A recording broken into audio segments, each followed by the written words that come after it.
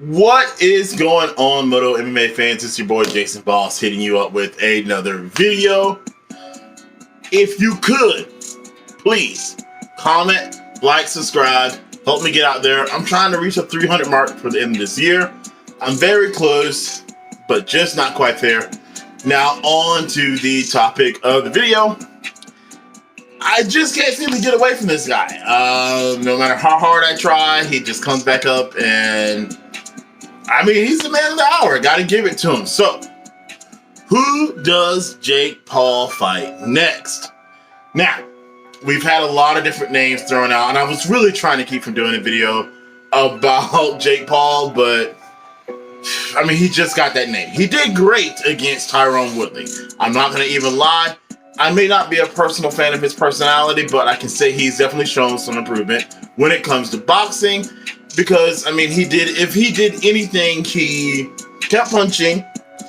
He got tired, guys. He got tired, and he fought through that adversity. And he also got rocked. He got hit pretty hard, and he fought through that adversity. So, with that in mind, even though I think Tyron Woodley had the skills to pay the bills, but if you're not punching or scoring points, I mean, you're not winning. And Jake Paul did what he had to do. He was punching, he was scoring points, and he did what he had to do to take the win. So with that being said, hey, congratulations to Jake Paul. But there leaves a big open hole. Who does Jake Paul fight next? We had the Triller event that just happened not too long ago. There were some big names on there. We had Anderson Silva and we had Vitor Belfort. And then we also got Tommy Fury. We've also had Masvidal thrown in the mix, and a name that makes no sense to me whatsoever. Now, do I think you fight Vitor Belfort? No, probably not. I mean, Belfort doesn't really have the biggest name. Plus, I don't know. Belfort, I ain't trying to call the man out, but Belfort is pretty known for, his steroid uses, things like that, so it could be a little bit more of a dangerous match for Jake. Definitely not as far as I would consider a fair one, with this guy being on steroids. Not really worth Jake's time, so I'm going to scratch off Vitor Belfort. Now, Jorge Masvidal. This makes no sense to even call this guy out. I don't know how this beef got started, because they were friends, but then now, everything got twisted. Masvidal has some fights, some things that are going to be coming up in the UFC. Dana White's not going to let Masvidal, who is a big star for the UFC, fight Jake Paul.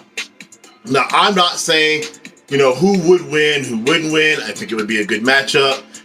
All that kind of great stuff. It would definitely draw pay-per-views. But when you're talking about someone who's under a contract that is not going to get out of their contract, it doesn't even make any sense to put them in the mix. So there only really leaves two people in my mind that make sense to fight Jake Paul. And I don't understand why Jake Paul isn't necessarily going after one of those two people. The first one would be Tommy Fury. Now, I know people say, well, it's all about name. And I'm going to come back to that in a second. And all about the draw. Tommy Fury is a boxer, just like Jake Paul is a boxer. Tommy Fury's opponents have not always been the best opponents. But to be honest, let's just put it down to where it is. Jake Paul's opponents have not always been the best opponents. Some were not boxers at all, and Jake Paul had 3 years worth of experience, or close to, over them when they just began even trying to learn. When we talk about, Woodley, that was the most dangerous striker I think that Jake Paul went against. And even Woodley was known more or less for his wrestling and was at a decline of his career. So, you know what I mean? Jake has had some opponents that had decent names, but they were not the most dangerous boxers, because they were not boxers at all, and not some of the most dangerous strikers. Please don't tell me you thought Ben Askren was a, per se, dangerous striker, because we know Ben Askren was 100% a wrestler, and he came off a hip surgery. So, you know what I mean? Tommy Fury's opponents have either had losing records. One of them has actually went on to a better record now. I think he's like 4-1. So one of his opponents out of like the 7 I think he had, or 8 now, is actually doing pretty decent. So with that being said, I think it's an even fight. I also think Tommy Fury has enough name to promote. I really do. I mean, his brother's Tyson Fury. I've seen him in everybody's comments. I've seen everybody mention him and you know, other videos, things like that. He may not have to have the biggest name before, but because it just keeps coming up under the Jake Paul umbrella or name, it's giving him a bigger name. Second, Anderson the Spider Silva. Now, I understand people say Anderson isn't the biggest hype guy. He isn't. You know, he's very calm, very collective, usually very respectful. But, however, Anderson has been on these cards with these guys that have totally berated him, totally talked trash about him, even went semi, like, almost racist, you know what I'm saying? And Anderson still made the fights very interesting. His calm, cool, collective manner, his respectful tone, his intensity, and his record and how he fights speaks for itself. I know a lot of people say, well, Jake doesn't want to be known for to be the guy that fights the older guys. Okay, this isn't any just older guy, okay? This older guy actually isn't on a big decline, at least when it comes to boxing. He just beat Julio Chavez Jr., and he also annihilated Tito Ortiz. And he's also very well known for his striking and boxing skills. So I don't think as many people would see it as Jake beat the old guy, and, you know, that's why, you know, Jake won the fight. I think a lot of people will be interested in it. I think Anderson has the name alone that would make a big promotion, the money, and have enough people talking about it, like the what ifs and maybes. I know that's not popular for Jake Paul fans. They don't want to hear that Jake Paul could ever possibly lose to someone, but people would think there is a chance that he could. In my mind, though, who I would like to see Jake Paul fight the most is actually Tommy Fury, just because I think it would put to bed any thoughts of anybody's mind that Jake Paul can't box a boxer. And he's young. It's, to me, everything you need and then some.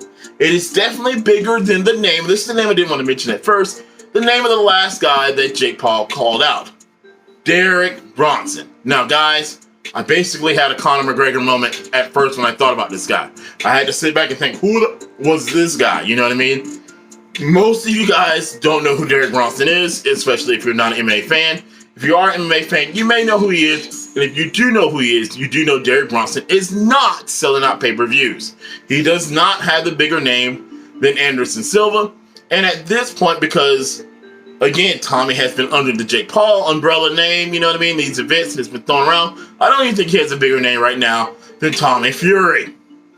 So I think name-wise and everything else, and answering some questions, fighting a young guy, fighting another boxer, to me, Tommy Fury makes the best sense. But guys, we have to look at it this way. Jake Paul is not the normal boxer, okay? Boxers are MMA fighters and things like that, period. Usually athletes, guys. A lot of these guys come from very humble beginnings, right? So they just don't want to fight just the name. They don't want to just fight just the certain type of person for the bag, you know what I mean, as they say, for the money. They're broke, man. They're trying to come from the bottom up. So these guys are more willing to fight anybody. It's a different game when you got a rich guy doing it, you know what I'm saying? So we don't really know how he thinks, how he moves, because really we haven't had a guy that was at Jake Paul's level doing it this big. This is very new, very unusual, you know what I'm saying? You don't get guys who already got it all willing to go out there and take a butt kicking, you know what I'm saying, for money, you know, unless that's what they did to get there, you know what I'm saying? They grind it from the bottom to get to the top. That's the story of most fighters, and I'm just being real honest. A lot of them have been grinding from the bottom to get to that top. Tommy Fury is a guy who probably felt the pressure of having his brother, Tyson Fury, be a boxer and come from this boxing family. So you kind of feel like you have to have this type of greatness or this type of skill, and you got all this pressure on you, you know what I'm saying? Even though Tommy Fury might have came from money, it's this pressure on you to be this fighter, you know what I'm saying? Like, there's just a different level. We've never seen anything like what Jake Paul is doing today. So I guess that's why it makes it so much more interesting to see who will Jake Paul fight next. I would love to hear from you guys. Who do you think he should fight next? You know what I'm saying? Why do you think he should fight the guy? Do you think it should be Anderson? Do you think it should be Tommy? Man, let me know.